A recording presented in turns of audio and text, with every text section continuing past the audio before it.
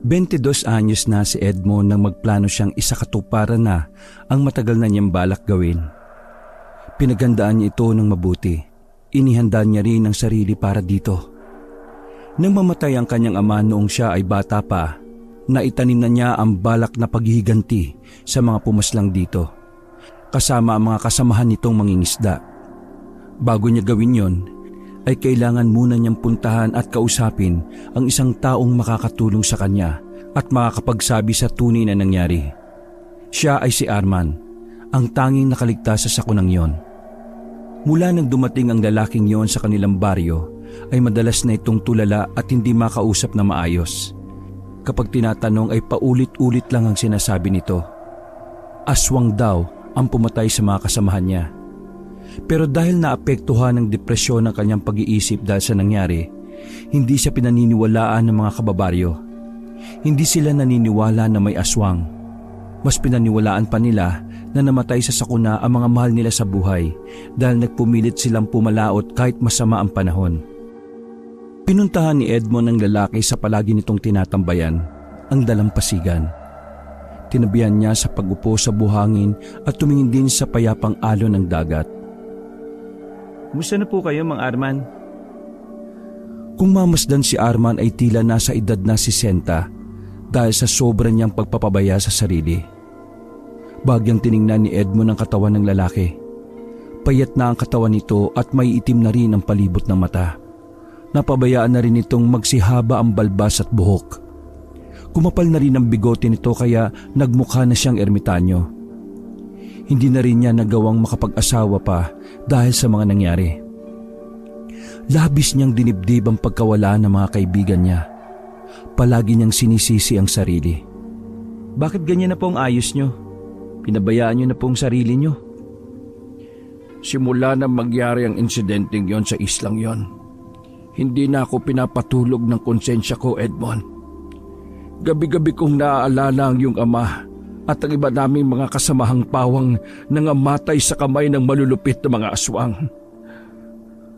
Kasalanan ko ang lahat ng iyon. Dapat hindi ko sila iniwan. Dapat ay hindi ako nakinig sa pinuno naming si Dante. Sabi niya tumakas na ako. Bumalik ako sa baryo para humingi ng tulong. Kung hindi ko yung ginawa, sana natulungan ko pa sila.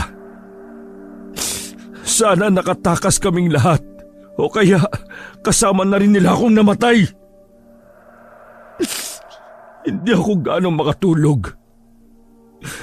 Dinadalaw nila ako sa panaginip ko.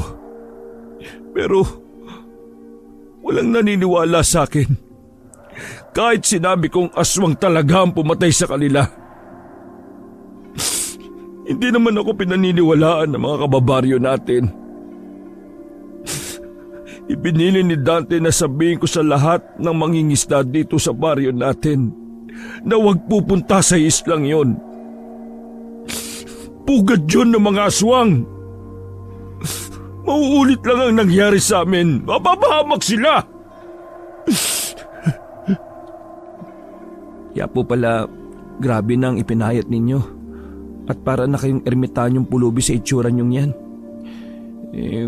Kumain na po ba kayo? Hindi pa. Wala akong gana.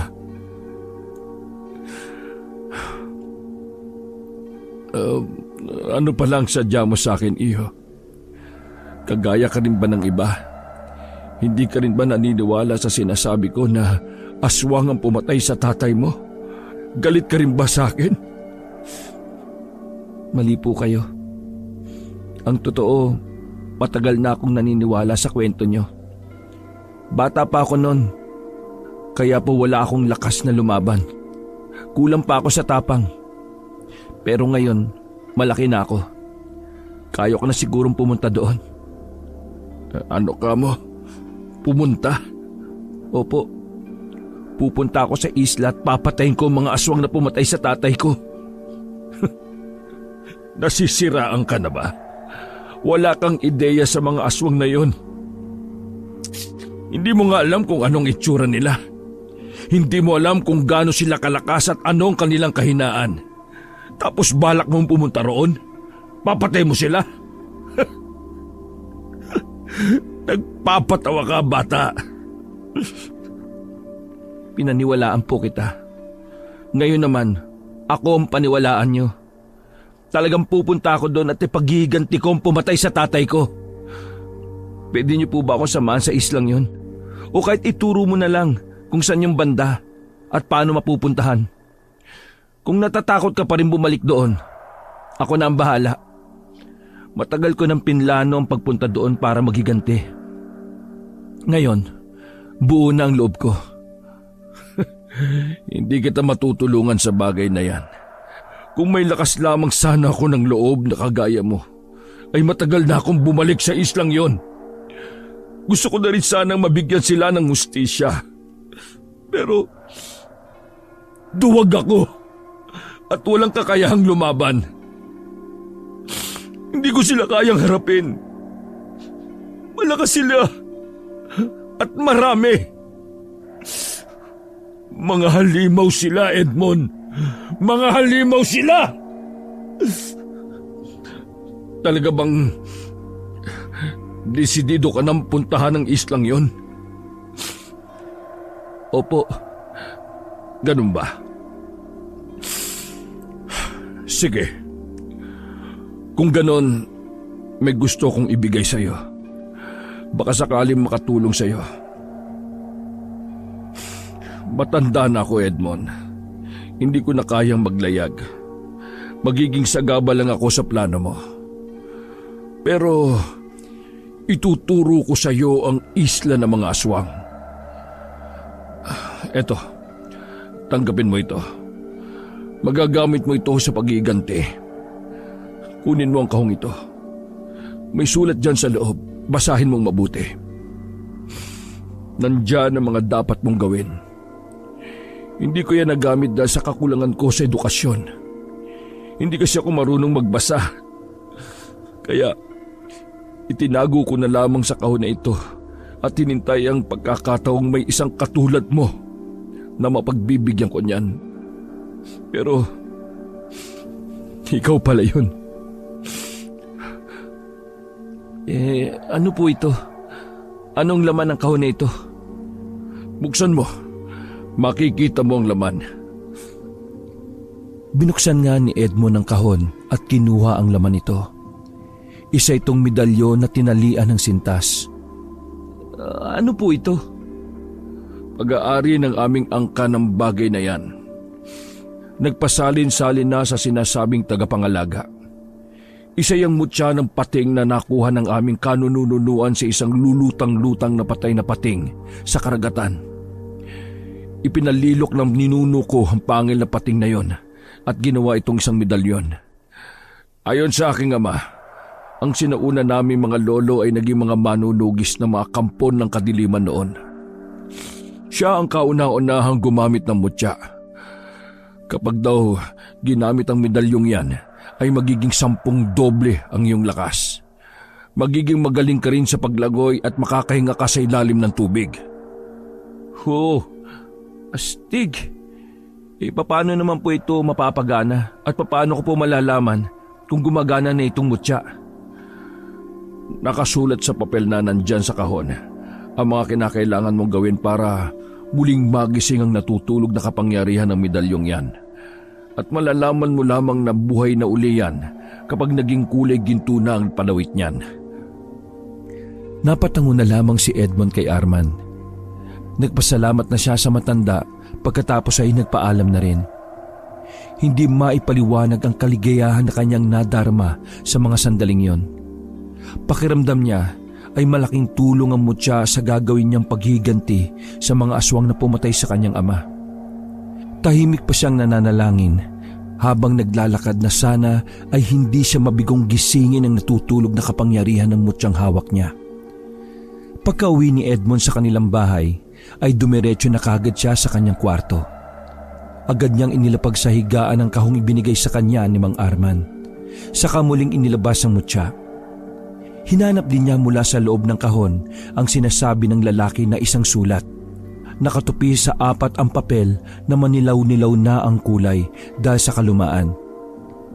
Kagad niya itong binuklat tumambad sa kanya ang sulat kamay ng pinakaunang tagapangalaga ng mutya. Nakasulat sa papel kung paano muling mabubuhay ang mutya ng pangil ng pating kung ito'y matagal nang hindi nagagamit. Nako, ang dami naman palang seremonyas ng mutya na to bago gumana. Kailangan daw muna itong mabindisyonan ng isang pari saka paliguan ng agwa bendita. Pero ang pinaka-importante sa lahat ay 3 beses sa isang araw daw ito pakainin ng dasal. Pagkatapos ay ilagay ko muna ito sa altar. Ayon din sa sulat, ay 3 araw na magkakasunod itong gagawin bago ang kabilugan ng buwan. Napangisi naman si Edmond dahil naisip niyang kapag nabuhay niya ang medalyon ay sakto ito sa kabilugan ng buwan. Agad na nilapitan ng binata ang kanilang kalendaryo na nakasabit sa dingding para alamin kung kailan ang kabilugan ng buwan. Napangiti naman siya dahil pagkatapos ng kabilugan ng buwan ay kanya ring kaarawan. Kaya naisip niyang kapag nagtagumpay siya na mapuksa ang mga aswang, sapat na itong regalo para sa sarili. Bakit ka nakatingin sa kalendaryo, Edmond? Wala po, Nay. Tinitingnan mo ba kung kailan ka pupunta ng islang yon?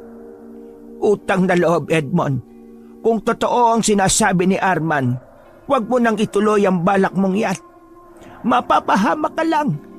Hindi naman mabubuhay ang tatay mo kapag natalo mo ang aswang na sinasabi ng lalaking yon. At saka, kung makakausap mo ang tatay mo ngayon, tsak na hindi ka rin niya papayagan na pumunta sa islang yon. Kaya, huwag mo na yang ituloy, anak. Nay, namatay si tatay na hindi nakuha ang hustisya. Ni hindi nga natin nakita ang bangkay niya. Hindi natin siya nabigyan ng magandang libing. Tapos ang mga halimaw na pumatay sa kanya ay nagsasaya lang at nag-aabang uli ng bagong mga biktima. Hindi mo sila kakayaning labanan na mag-isa. Sa tingin mo may tutulong sa'yo? Ang mga tao dito sa atin, kinalimutan na ang tungkol dyan. Pero ako po, Nay, hindi. Hindi pwedeng mabaliwala ang pagkamatay ni tatay. Ano ba ang sinabi sa'yo ni Arman? Di ba pinatakas siya ng mga kasamahan niya para ipaalam dito na mapanganib ang islang yon? Na huwag nang puntahan ng kahit na sino? Tapos anong gagawin mo? Susuwayin mo ang bili ng ama mo at ng mga nagsakripisyo ng buhay? Hindi ko po kaya, Nay. Hindi ko kayang ipagsawalang bahala ang lahat. Nawalan ako ng ama dahil sa mga halimaw na yun. Tapos, hahayaan ko lang sila? Nay, hindi pwede.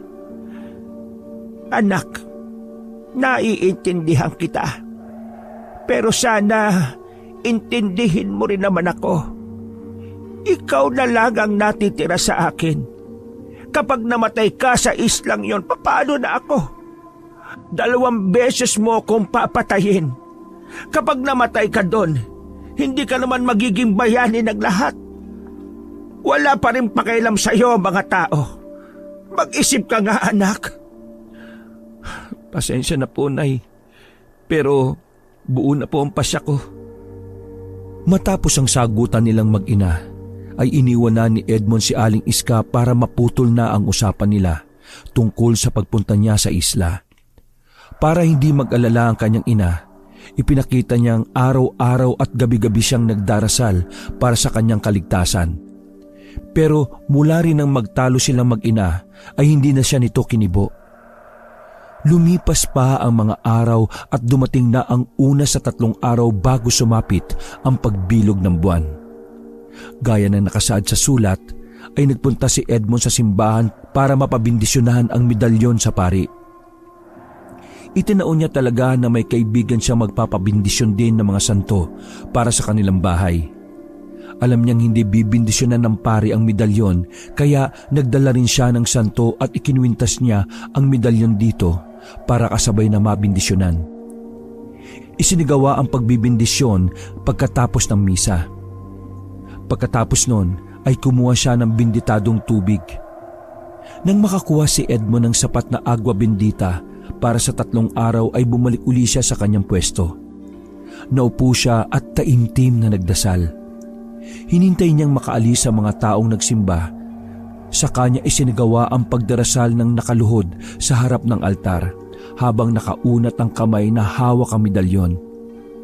Gaya ng nakasulat sa papel, ay 3 beses nga sa isang araw niya ito pinakain ng dasal ng walang palya. Nang matapos na siya sa tungkulin sa medalyon, ay ngumiti na siya ng napakatamis habang nakatingin sa kanyang mutya. Pagkauwi niya ng bahay ay gaya ng huling hakbang na kailangan niyang gawin. Pumunta siya sa kanilang altar at ikinuwintas niya sa poon ang medalyon. Sinunod niyang mabuti ang proseso kung paano gisingin ang bertud ng medalyong yon, pero pagkatapos ng 3 araw ay dismayado ang binata dahil mga 7:00 na ng gabi nang puntahan niya ito sa altar at nakita niyang wala pa rin itong ipinagbago.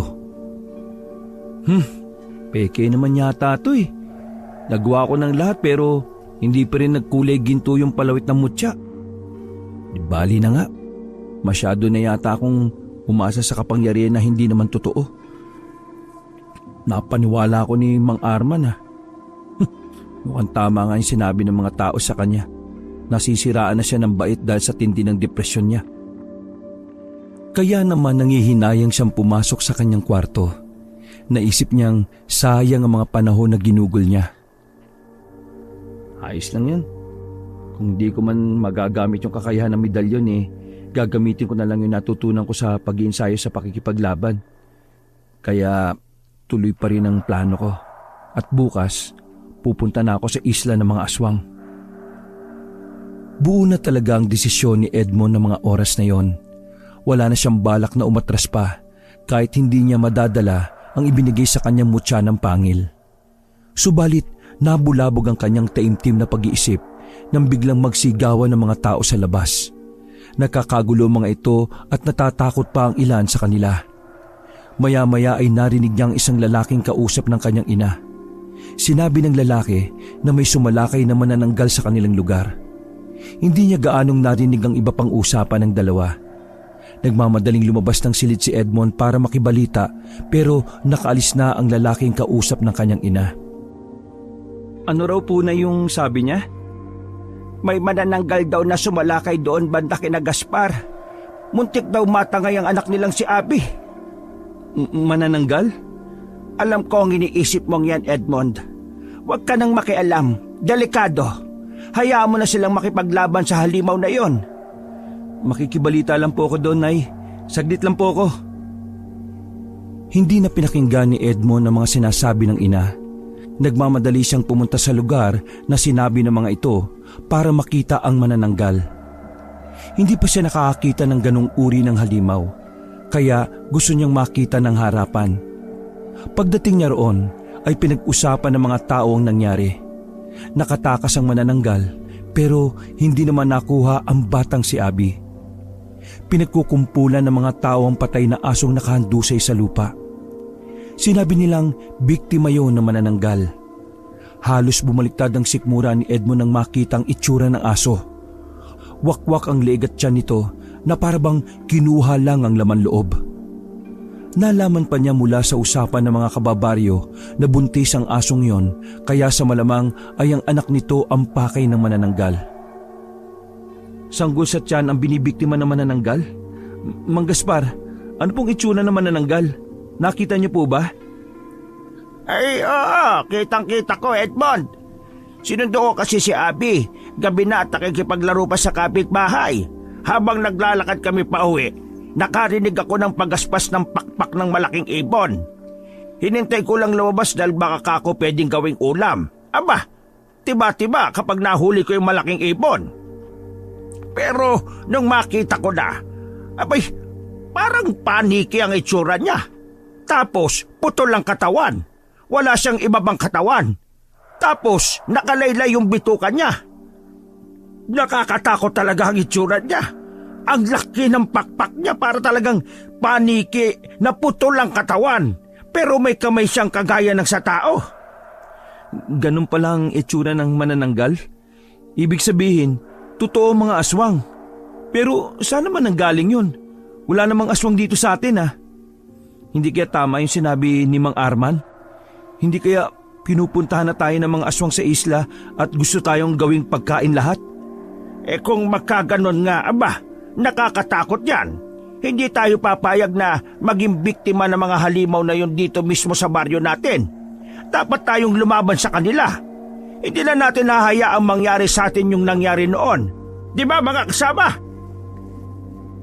Nagsipagsagot ang ilang mga kalalakihan kay Gaspar nang tanungin niya ang mga ito. Karamihan sa kanila ay sumang-ayon pero ang iba ay mga natatakot. Naikuyom naman ni Edmond ang kanyang kamao habang nag-uusap-usap ang mga tao. Lalong tumibay ang kanyang desisyon na lusubin ang islang pinamamahayan ng mga aswang. Talagang tama ang desisyon ko. Pupunta ako sa islang yon. Bilang na ang gabi ng mga salot na yan. Ibabong ko silang lahat sa impyerno. Ipagiganti ko ang pagkamatay ng tatay ko. Ano? Balak mong pumunta sa isla ng mga aswang? Opo. Kailan mo balak umalis? Bukas na po. Matapang ka. Teka, sino ang makakasama mo? Wala po. Ako lang. Takot ang mga tao dito sa atin na punta ng islang yun eh. Hindi man naniniwala ang mga taga dito na aswang ang pumatay sa mga kababaryo natin noon na kasama ng tatay ko. Pero dahil sa mga sinabi ni Mang Arman, walang may lakas ng loob na gumawi roon. Iniiwasan na nila ang islang yun. Kaya bukas, mag-isa na lang akong pupunta doon. Gagamitin ko yung bangka na naiwan ni tatay. Nakakondisyon na yun. Matagal ko na itong pinagandaan. Kinabukasan, naganda na si Edmond para sa pag-alis papunta sa kinatatakutang isla na pinamumugaran ng mga aswang. 3:00 pa lang ng madaling araw nang siya ay gumayak dahil tulog pa ang kanyang ina. Iningatan niyang huwag itong magising dahil alam niyang pipigilan lang siya nito. Habang abala siya sa paghahanda ng mga dadalhing gamit, ay napasulyap siya sa medalyong nakasabit pa rin sa leeg ng santo na nasa kanilang altar. Nanlaki ang mata niya nang hindi inaasahan ng nakita. Kulay ginto na ang palawit na mutya. At saka pansin ito dahil kumikinang at makintab na ito. Animoy bagong linis lang ito kaya lalong gumanda ang itsura ng medalyon. Kagad niya itong nilapitan para mas makita ng malapitan. Wow! Ito na ba yung totoong itsura ng medalyon?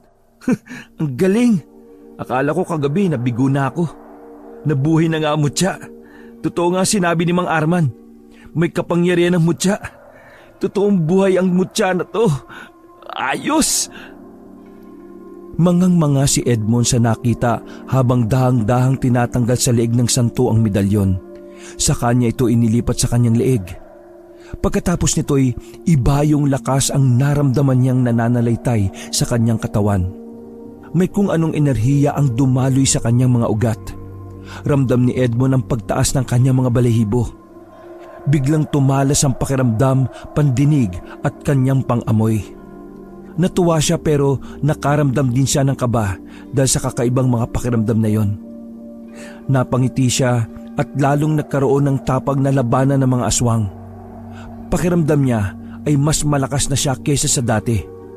Alam niyang hindi na siya ordinaryong binata lang. Lalo siyang nagkaroon ng pag-asang matatalo niya ang mga aswang na nasa isla. May pagiganti ko na rin sila. Mabibigyan na kita ng hustisya, tay. Para na rin sa mga kasamahan mong mangingisda noon. Asahan mong makakapatay ako ng aswang. At talagang itutuloy mo yan. Huwag ka na sanang tumuloy, anak ko. Natatakot ako sa magiging kapalaran mo sa islang yon. At baka magaya ka lamang sa iyong ama na hindi na nakabalik pa. Inay, matagal na panahon ko po itong pinagandaan. Pasensya na po kung matigas ang ulo ko. Hindi habang buhay napapaalipin na lamang tayo sa takot sa islang yun. Tingnan nyo nga, natuntunan nila ang lugar natin. Hahayaan ba natin na maubos tayo isa-isa? Lahat ng tao dito takot. Ang iba'y hindi naman naniniwala. Kailang kikilos, Nay? Kapag may napatay na o nakakadami na ng biktima? Hindi na dapat mangyari uli ang nangyari kina tatay noon. Kung walang gagawa, ako na lang.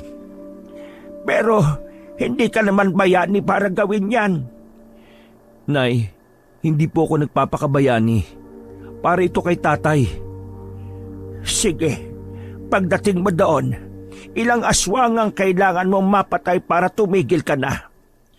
Kung magagawa kong lahat po sila, mas masaya yun. Ay nako, ang tigas ng ulo mo. Sige, bahala ka na sa buhay mo. Pag umalis ka ngayon, asahan mong ituturing na kitang patay. Ayokong umasa na makakabalik ang buhay. Sige na, umalis ka na! Nay, sorry po. Pagkatapos ng usapan nila ay lumabas na ng bahay si Edmond. Dumiretso siya sa dalampasigan kung saan ay naroon ang bangka ng kanyang ama na matagal nang nakahanda sa kanyang pag-alis. Bago pa siya makasampa sa bangka ay may narinig siyang lalaking nagsalita. Edmond, nasama kami sa iyo. Nagising kami sa mga sinabi mo. Kagabi, nag-usap-usap kami. Tama ka, matagal nang naduwag ang mga tao dito sa atin. Pero nang makita namin yung tapang at dedikasyon mo, napagpasyaan namin na sumama sa'yo. Kailangan din naming ipagiganti ang tatay namin na namatay na kasama ng tatay mo nung panahong yon. Sigurado ba kayo? Sa pagpunta natin doon, baka hindi na tayo makabalik pa. Oo, Edmond. Dala na namin ang aming mga sandatang sibat at mga buntot pagi na tsak na pupuksa sa mga aswang na yon. May dala rin kami mga bawang at katas ng kalamansi at saka holy water. Ang sabi ni Mang Arman, takot ang mga aswang dito. Natuwa si Edmond sa mga nangyayari. Ngayon ay may kasama na siyang maghihiganti para sa mga mahal nila sa buhay. Pero sa kabilang banda ay may takot siyang nararamdaman para sa buhay ng kanyang mga magiging kasama dahil puro pangingisda lamang ang kanilang mga alam at wala silang kakayahang lumaban. Magkaganon man, hindi niya pwedeng pigilan ng mga ito dahil ramdam niya ang kanilang puot at galit lalo't matagal ding nagtimpi ang mga ito sa pagkamatay ng mga tatay nila. Hindi tayo makakarating agad sa isla kung ang gagamitin natin ay ang bangkang Disaguan, Edmond. Ha? Pero kasi... Gamitin natin ang bangka naming dimotor. Sige, mas mabuti pa nga. Pinuntahan nila ang bangkang yon. Bago nila ito itinulak papunta sa dagat, ay humabol pa si Gaspar.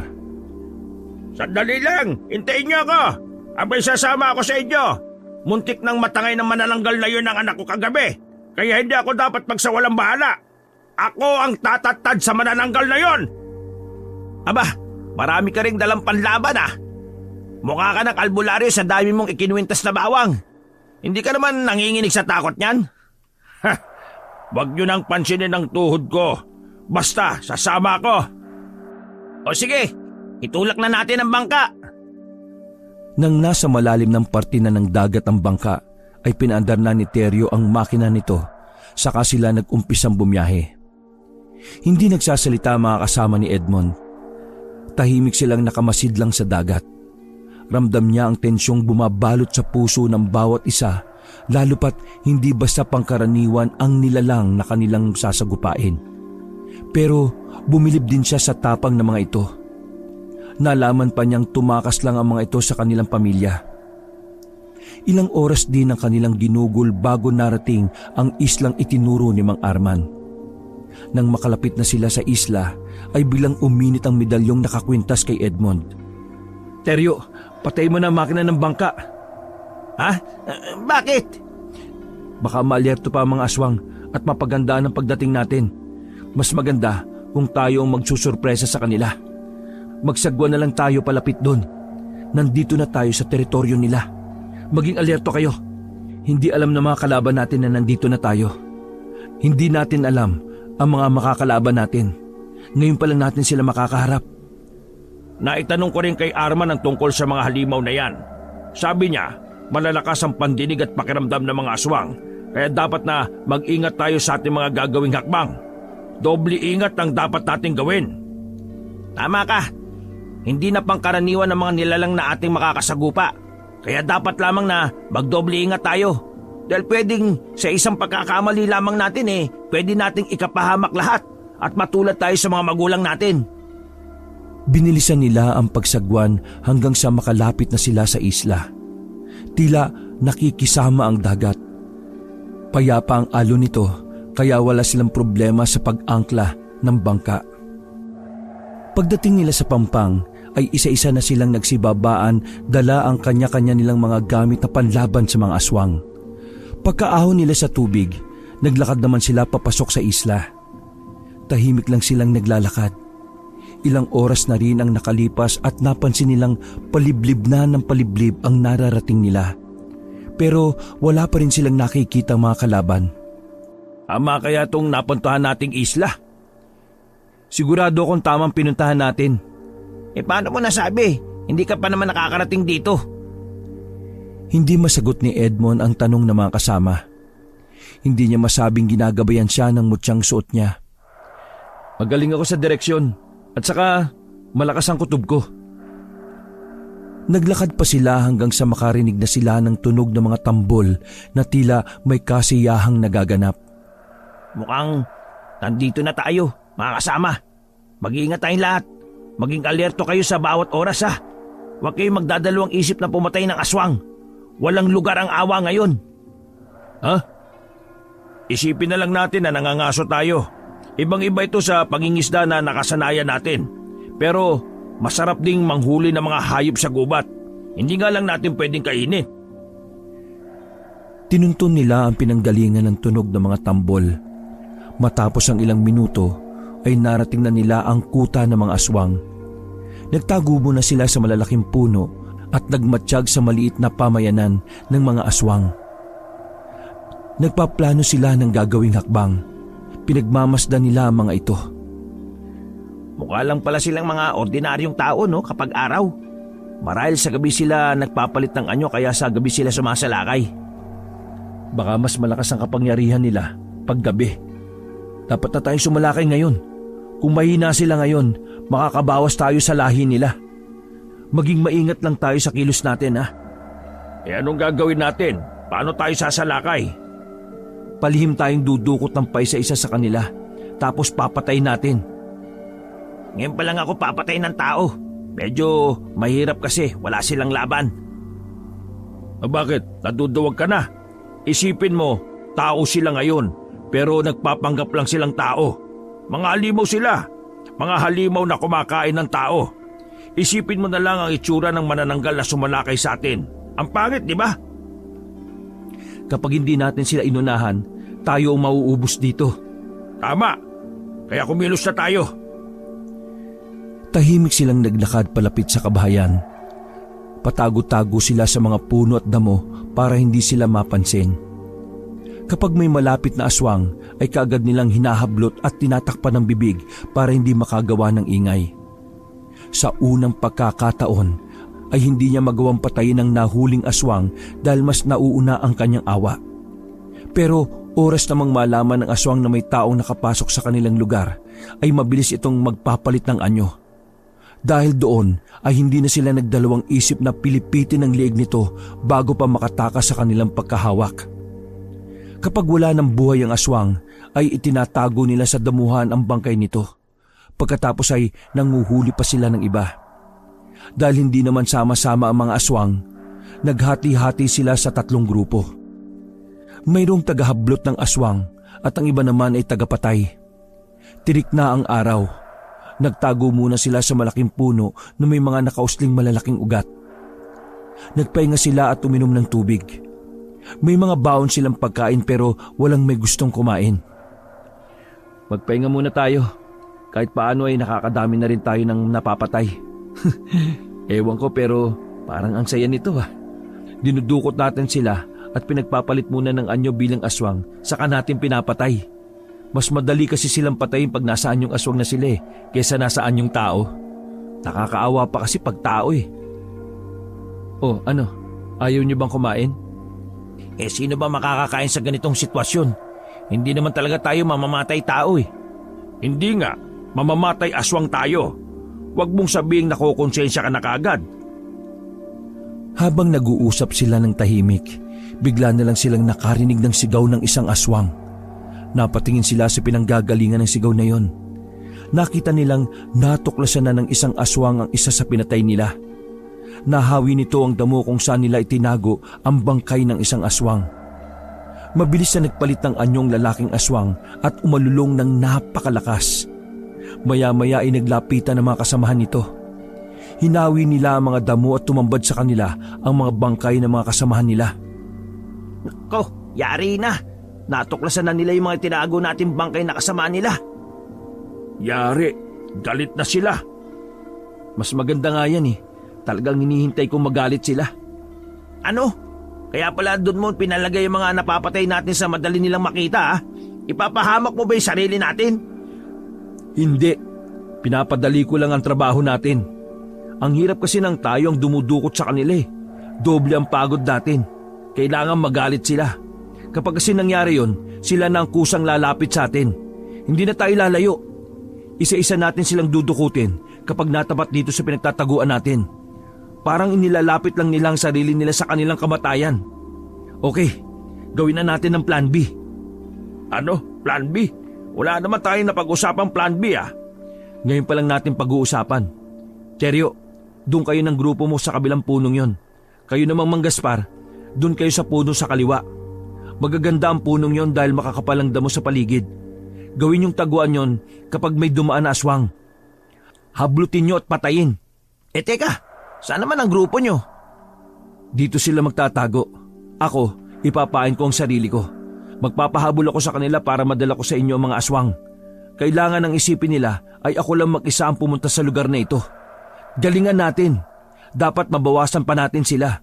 Kasi mamayang gabi, mas malakas na sila. Lahat sila magiging aswang mamaya. Kaya kailangan natin yung paghandaan. Handa na ba kayo? Lalabas na ako para lituin sila ha. Tapos, pumunta na kayo sa kanikanyang mga puno. Pagkasabi nun ay kaagad nang umalis si Edmond.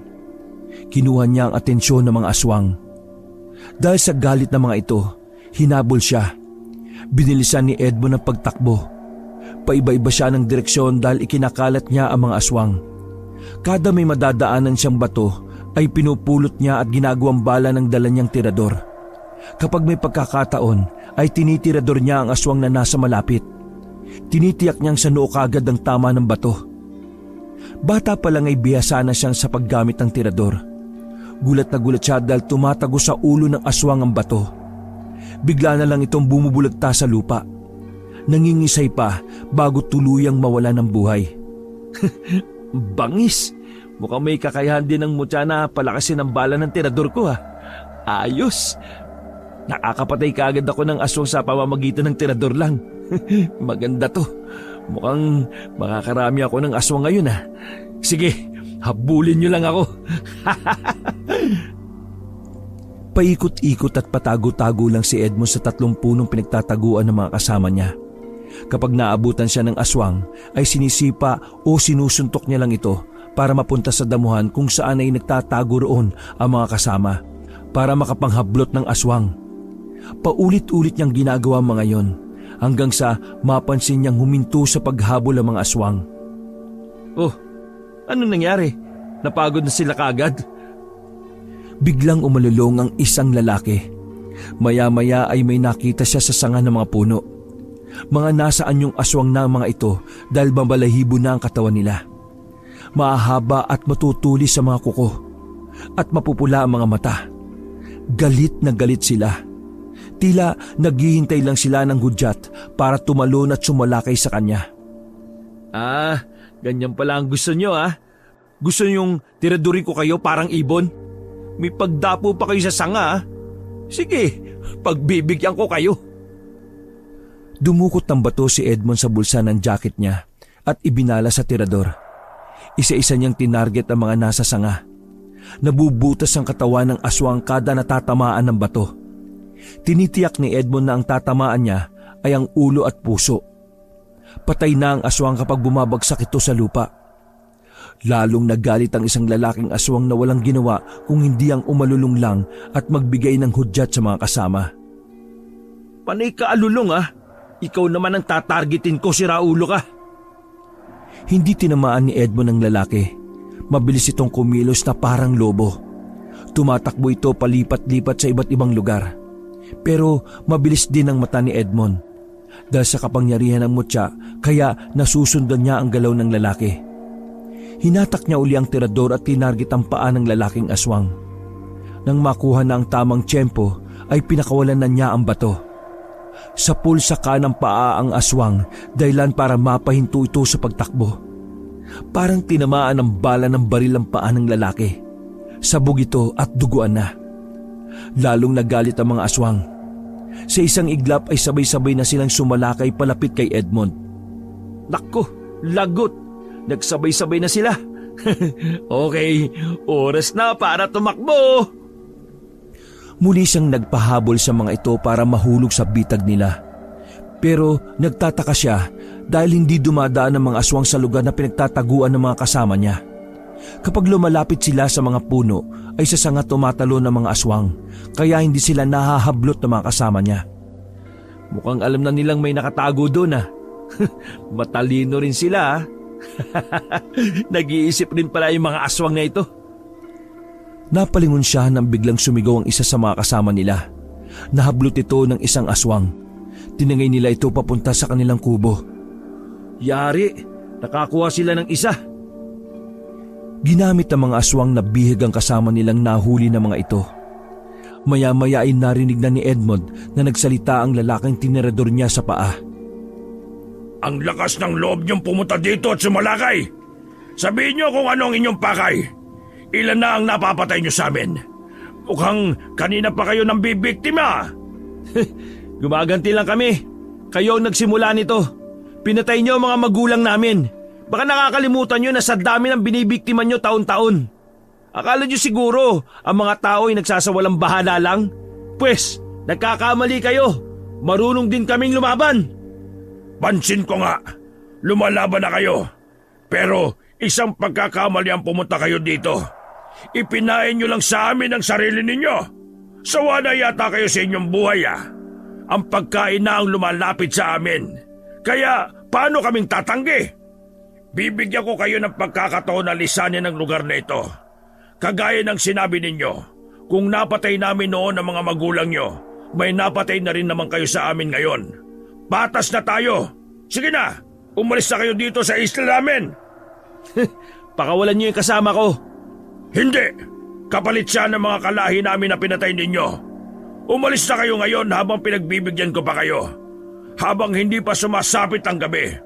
Dahil kapag lumitaw na ang buwan sa langit, hindi na kami nakakapag-isip ng maayos. Ang lahat ay pagkain na lang ang tingin namin.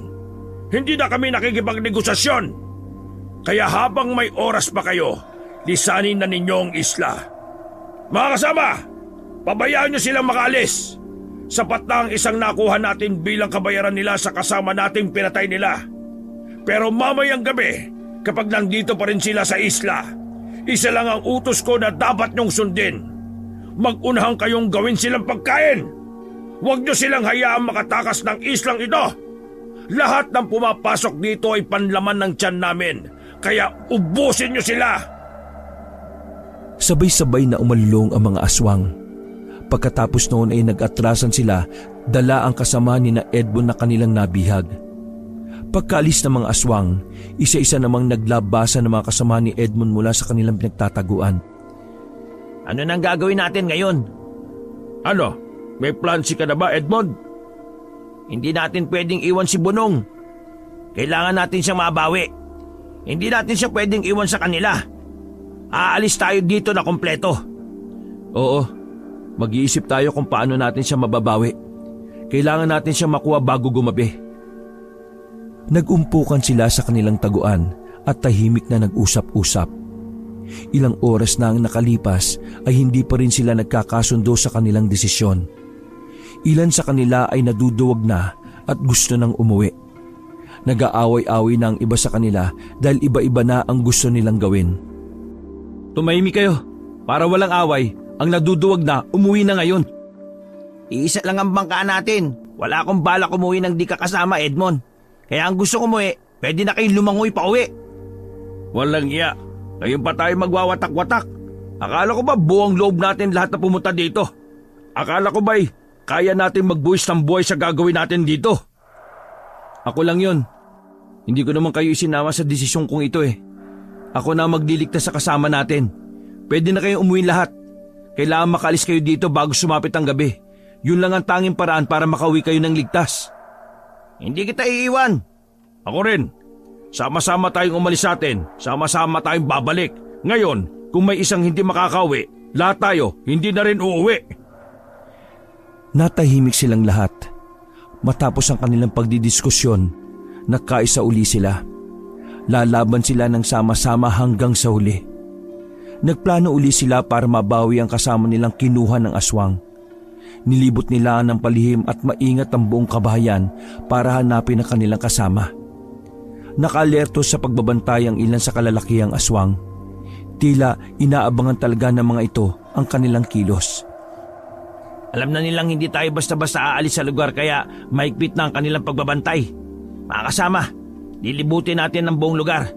Iisa-isay natin ang mga kubo nila para malaman natin kung saan nila tinago si Bunong. Kapag sa kubo na nakita natin ay wala roon ang kasama natin, sunugin na ninyo. Susunugin natin ang mga kubo nila para wala na sila mapagtaguan. Umpisa na natin ngayon. Kapag may grupo ng aswang na papalapit sa atin, gamitan na ninyo ng tear gas. Ginawa nila ang kanilang plano at naging dahilan yon para maging lalong alerto ang mga aswang. Gulat na gulat ang mga aswang na makita nilang sabay-sabay na nasusunog ang ilan sa kanilang mga kubo. Ang ilan sa mga kubong nasusunog ay may mga batang aswang pa na naipit na sa apoy.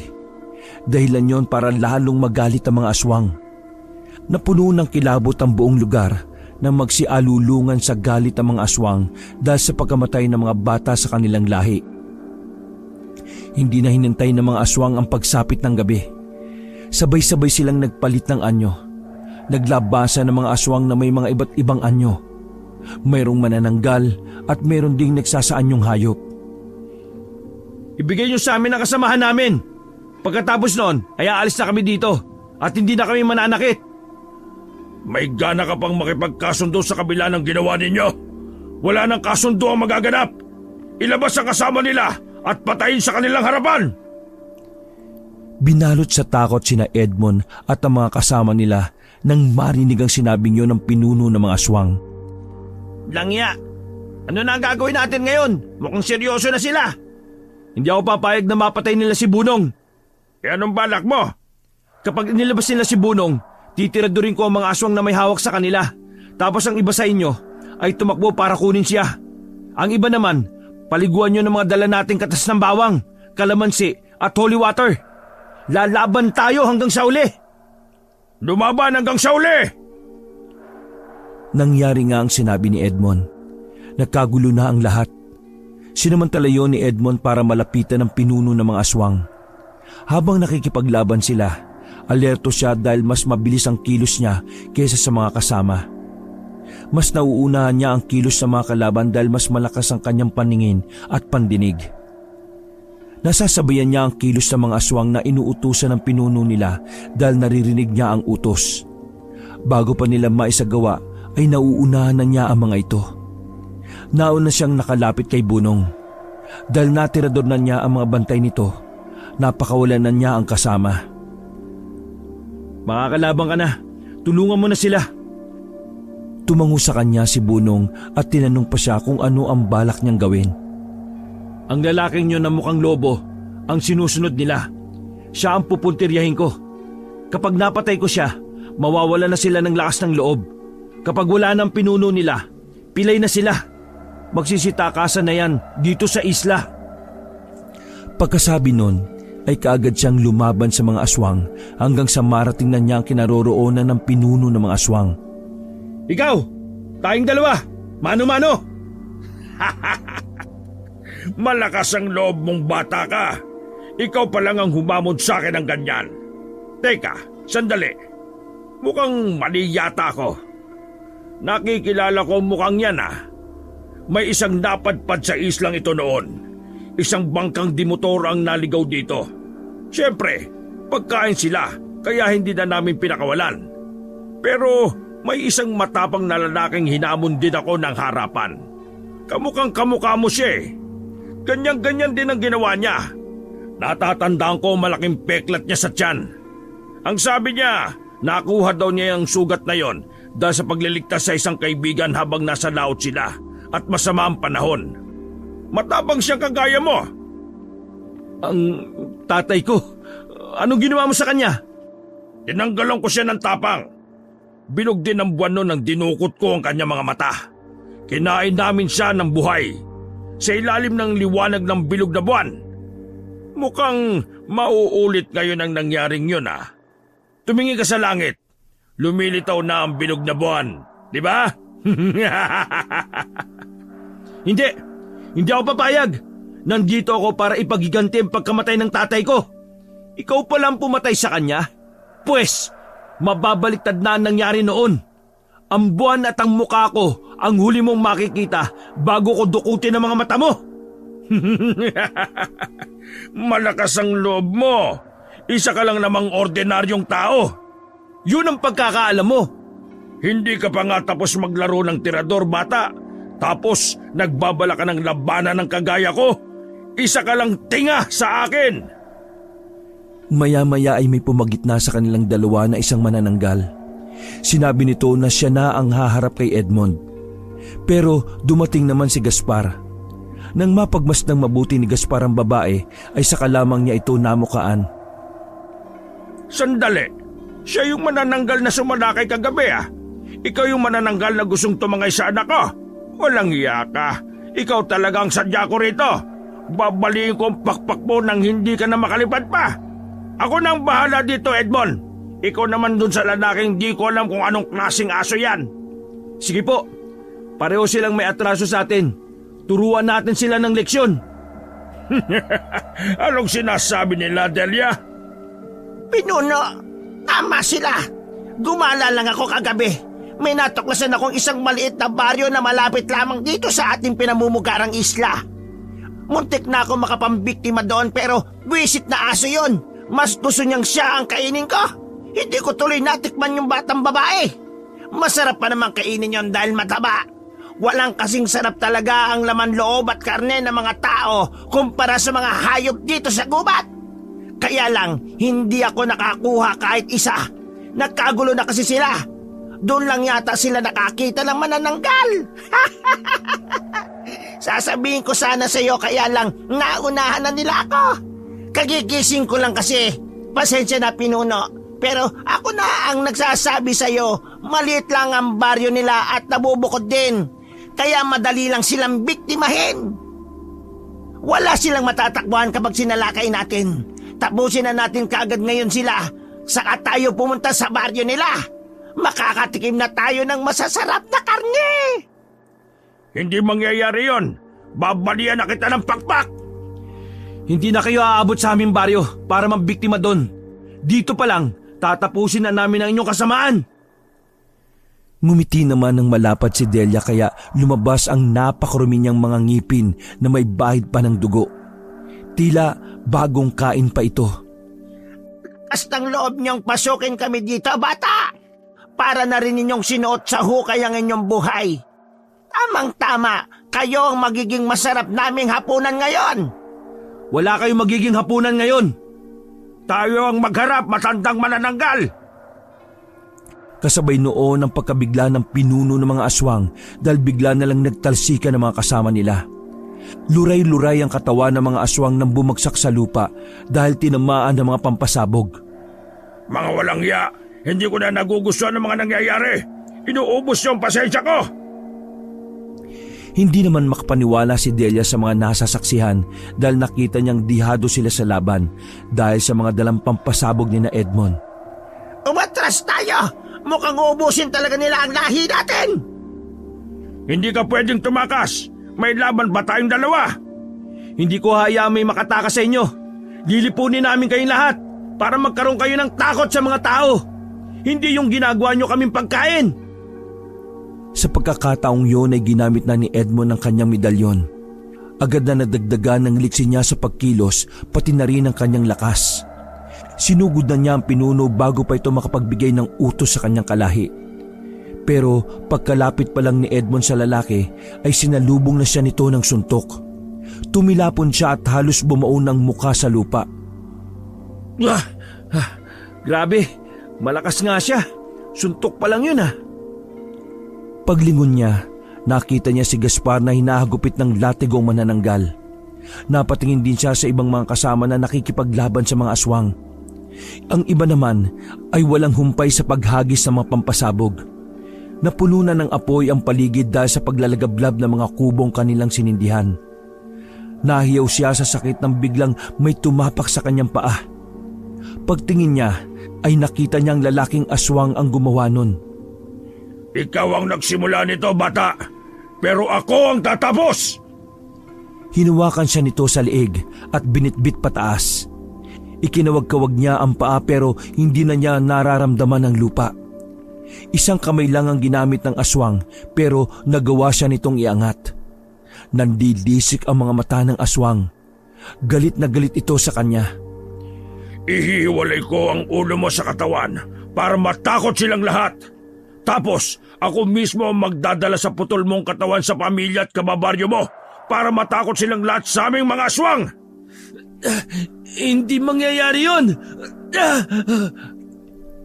Narinig na niya ang sigawan ng mga kasama niya. Pinupunterian na sila ng mga nagliliparang mga manananggal. Pinilit na kinuha ni Edmond sa bulsa ng jacket niya ang maliit na bote na may lamang katas ng kalamansi. Nang makuha na niya yon, ay winisikan niya ng likido ang pinuno ng aswang na sumasakal sa kanya. Nabitiwan siya nito habang sumisigaw sa sakit. Pagkalagpak ni Edmond sa lupa ay iginala niya ang paningin sa paligid. Nakita niya ang mga ibabang katawan ng mga manananggal na nakatago sa mga puno. Mga kasama, puntahan niyo ang ibabang katawan ng mga manananggal. Wasakin niyo ang mga yon. Pabayaan niyo na ang mga lumilipad na yan.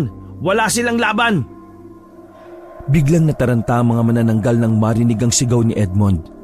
Dali-dali silang lumipad papunta sa kaputol na katawan nila. Tila tumatakbo naman ang kaluluwa ni Edmond nang lumapat na naman sa mukha niya ang isang malakas na suntok ng pinuno ng mga aswang. Tayo ang magharap. Bakit mo ba sila pinakikialaman? Ako ang labanan mo! Paglingon ni Edmond sa lalaki, nasaan yung aswang na lobo na ito. Galit na galit itong papasugod sa kanya. Naghanda na siya para tumakbo. Mabilis niyang inangat ang isang puno pero nagulat siya dahil kaya ring makakyat sa sanga ang aswang na yon. Dinamba siya nito hanggang sa pareho silang nalaglag sa lupa. Mabilis kumilos ang aswang.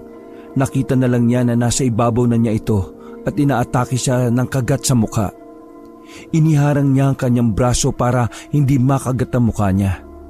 Ramdam na ramdam niya ang pagbaon ng pangil ng aswang na yon sa kanyang laman. Napasigaw siya sa sakit. Hindi na inalis ng aswang ang pagkagat sa braso niya na parabang nalak na ito doon. Nagkatitigan silang dalawa. Nagtatagisan ng tingin at walang ayaw magpatalo. Hindi mo ako matatalo sa ganitong paraan lang, hayop ka! Lalong nagalit ang aswang sa kanya, kaya ibinaon pa nito ang kanyang pangil. Nakita na ni Edmond na naglagpasan na ang mga pangil ng aswang sa kanyang laman. Dahil wala nang kayang gawin si Edmond, naisip na lang niyang kagatin na lang din ang aswang. Hinatak niya palapit ang kanyang braso. Natangay ang aswang kaya pagkalapit nito ay kaagad niyang kinagat ang paa nito. Umatungal ang aswang sa sakit na naramdaman. Nagulat si Edmond dahil nagkaroon siya ng matulis na pangil na bumaon sa paa ng halimaw.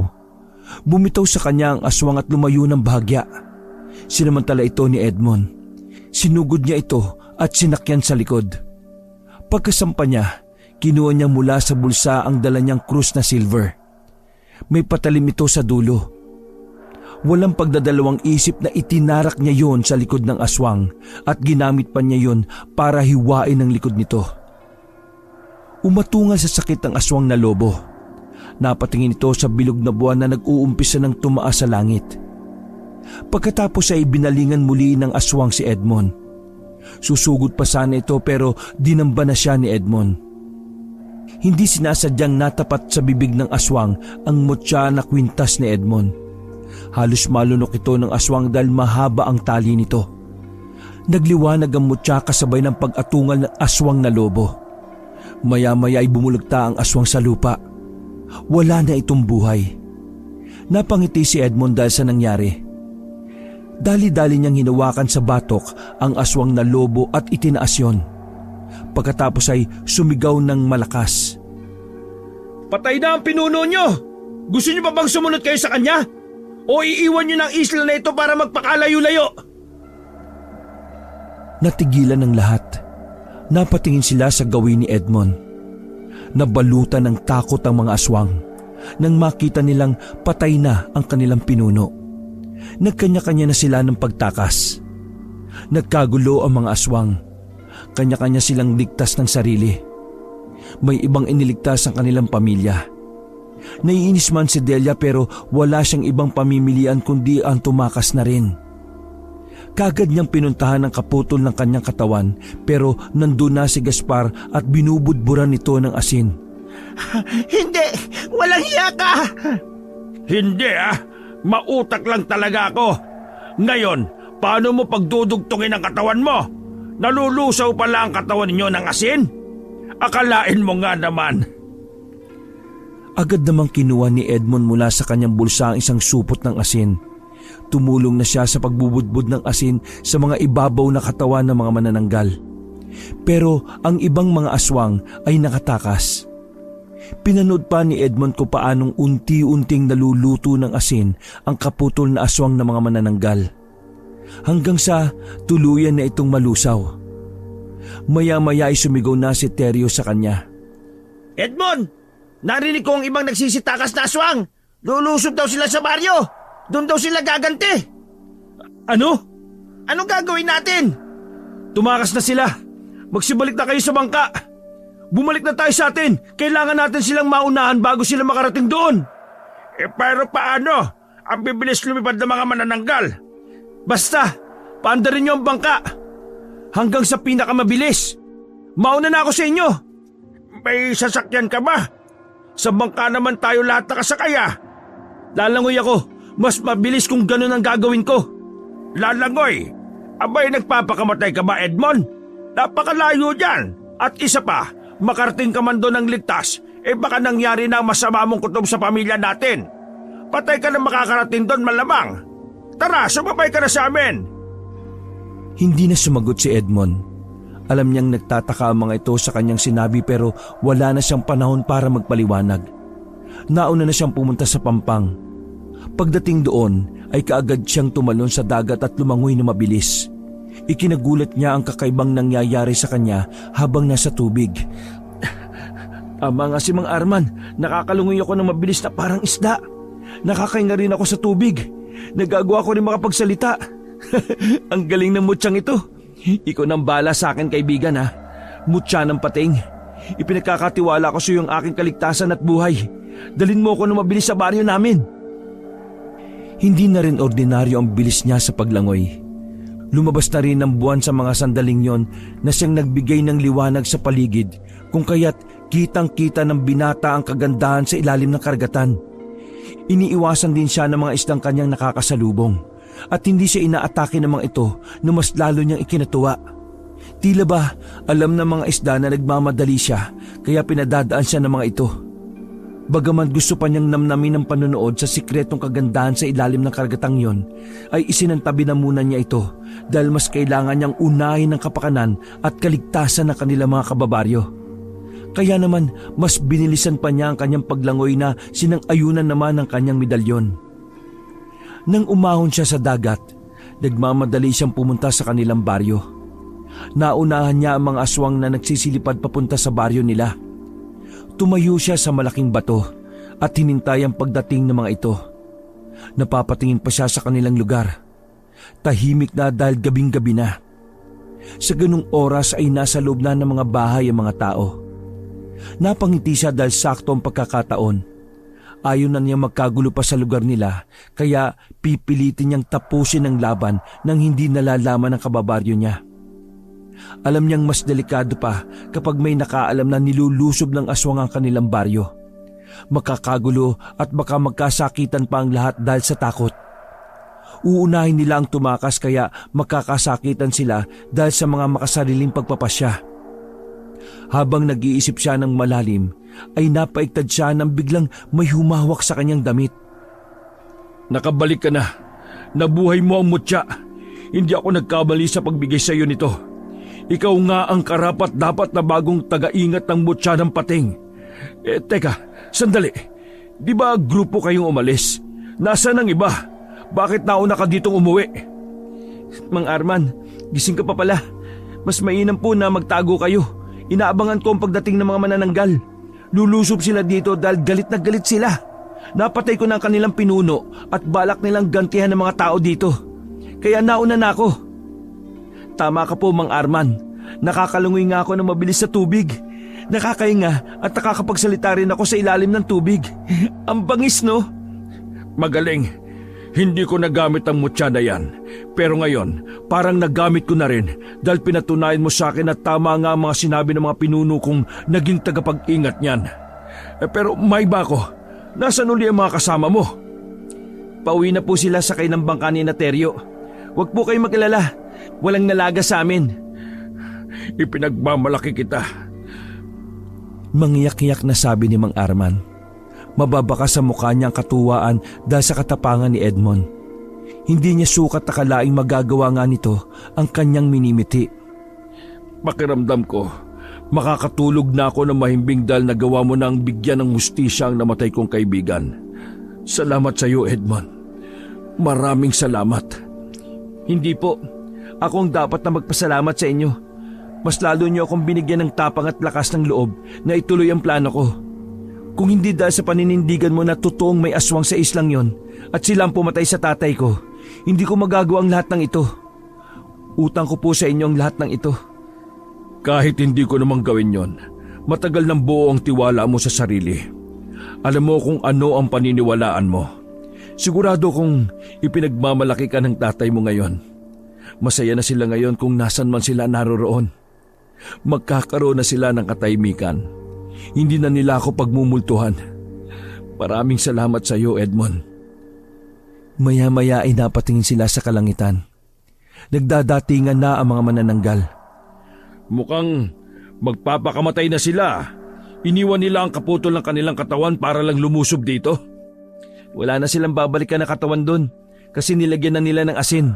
Malamang ngayon, lusaw na ang kaputol na katawan nila. Mang Arman, meron po akong ipapagawa sa inyo. Ayos lang po ba? Kung may tutulong ako, ayos lang. Mas ikatutuwa ko yon. Ano ba yon? Pwede niyo po ba akong ikuha ng ganitong hugis ng mga bato? Kailangan ko ng magagandang pagkakabilog. Para saan? Pambalo ko po sa tirador ko. O sige, kukuha na ako. Ako nang bahala sa mga bato. Kagad na ibinala ni Edmond sa kanyang tirador ang mga batong nakukuha ni Mang Arman. Isa-isa niyang pinunterya ang mga nagliliparang manananggal. Wala kayong takas kahit madilim ang gabi. Malino ang mga mata ko. Kitang-kita ko kayo, no? Saka maliwanag naman ang buwan eh. Lumulutang ang kaitiman niyo sa langit. Umatungal ang mga manananggal kapag tinatamaan sila ng bato. Pinupunterya ni Edmond ang mga pakpak nila. Sinisira niya mga ito para mahirapan ng lumipad. Pababagsakin ko kayo sa dagat. Ang lakas ng loob niyong lumipad sa dagat eh, takot naman kayo sa asin. Ang dagat, asin sila na natunaw lang. Maluluto kayong lahat dyan. Hindi tinigilan ni Edmond ang mga manananggal hanggang sa isa-isa na silang bumabagsak sa dagat. Tuwang-tuwa naman si Mang Arman sa mga nakikita. Pakiramdam niya ay nakikipaglaban din siya sa mga ito.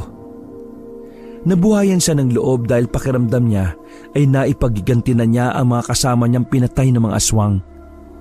Nang matapos pabagsakin ni Edmond ng mga aswang, napasalampak na lang siya sa buhangin dahil sa pagod. Doon niya lang naramdaman ang pagod at pamimiting ng kanyang braso dahil sa walang humpay na paninirador sa mga aswang.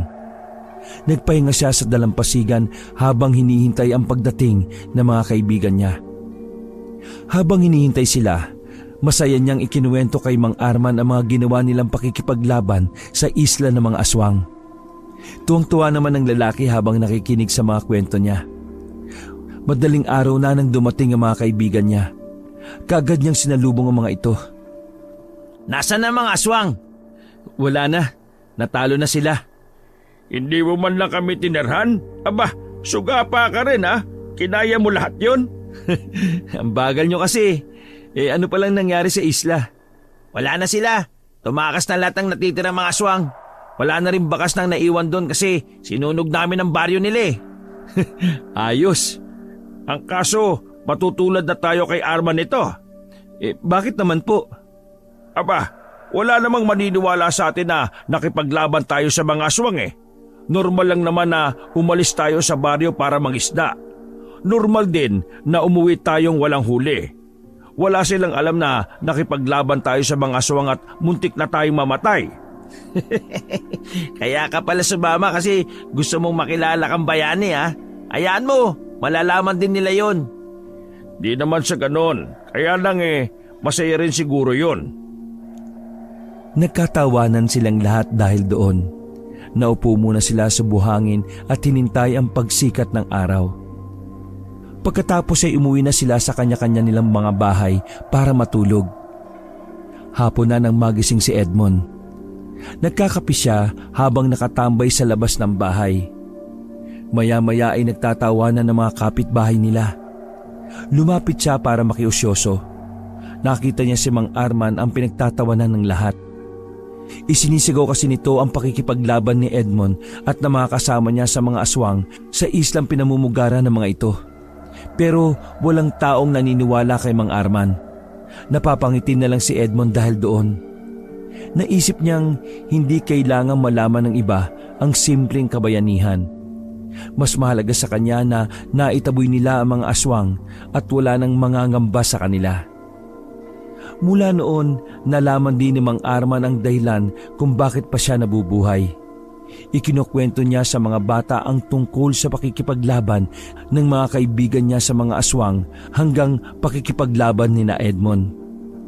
Nakabisado na nga ng mga bata ang kwentong yon dahil paulit-ulit na bukang bibig ni Mang Arman yon. Hanggang sa ang kwentong yon ay nagpasalin-salin na sa kanilang lugar. At inisip na lang din ng iba na isa lang yung kwentong barbero. Pero may ilang taong alam kung ano ang totoo. Wakas.